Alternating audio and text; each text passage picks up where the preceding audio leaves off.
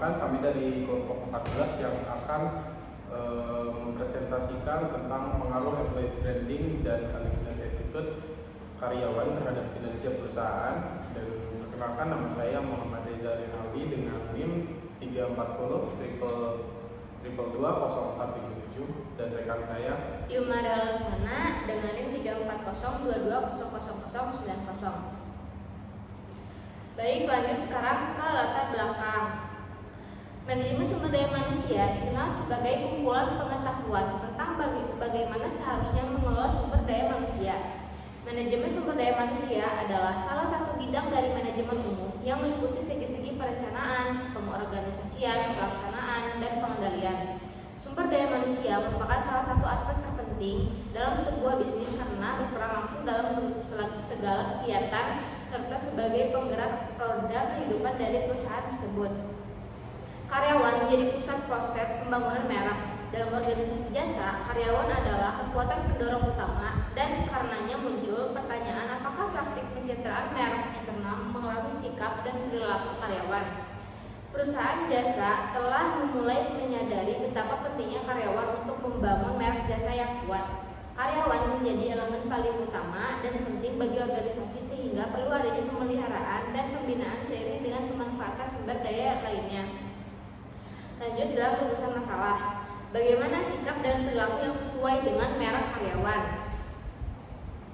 Metode ini kita akan menggunakan metode deskriptif, yaitu metode deskriptif adalah sebagai prosedur pemecahan masalah yang diselidiki dengan menggambarkan atau melukiskan keadaan subjek atau objek penelitian, seperti seorang, lembaga, masyarakat, dan lain-lain.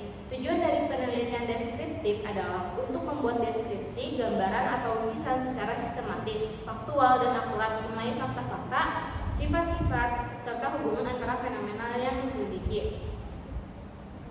Lanjut ke pembahasan. Oke, kita lanjut ke pembahasan. Perilaku individu dalam organisasi dipengaruhi oleh faktor genetik, lingkungan, pendidikan, dan pengalaman. Sikap adalah predisposisi individu terhadap objek, orang, atau situasi dan mencakup efeksi kognisi dan perilaku. Sikap dipengaruhi oleh pengalaman pribadi, pendidikan, keluarga, budaya, dan media. Sikap karyawan terhadap merek atau perusahaan dapat mempengaruhi kinerja, loyalitas, pengembangan karir, perilaku kepemimpinan, kerjasama tim, dukungan merek, dan inovasi. Hubungan antara sikap dan perilaku karyawan dapat dipengaruhi oleh budaya organisasi dan faktor sosial. Kemudian kita membahas tentang penyelesaian masalah. Bangun budaya organisasi yang mendukung merek. Kemudian yang kedua, identifikasi dan penguatan merek internal, pengukuran dan evaluasi. Kemudian yang keempat, pelatihan dan pengembangan. Kemudian yang poin kelima yaitu komunikasi internal yang efektif. Dengan mengimplementasikan langkah-langkah tersebut, organisasi dapat membangun budaya yang mendukung merek, mengukur dampaknya melibatkan karyawan dan memastikan bahwa komunikasi internal efektif. Ini akan membantu menciptakan keselarasan antara merek eksternal yang diproyeksikan dan identitas merek internal yang dimiliki oleh karyawan. Baik, untuk kesimpulannya, sikap karyawan terhadap merek atau perusahaan tempat mereka bekerja memiliki pengaruh signifikan pada perilaku mereka dalam proses pekerjaan. Sikap positif terhadap merek dapat menghasilkan karyawan yang lebih produktif, loyal, bersemangat untuk berkembang, berkontribusi pada budaya perusahaan, dan mendukung merek secara keseluruhan.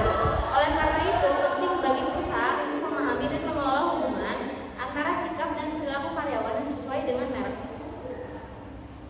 Baik, mungkin segitu pemaparan dari kami tentang pengaruh employee branding dan attitude karyawan terhadap kinerja perusahaan. Saya mengucapkan terima kasih terhadap rekan saya Yumara Lesmana, dan saya mengucapkan terima kasih juga kepada dosen pengampu Pak Nana.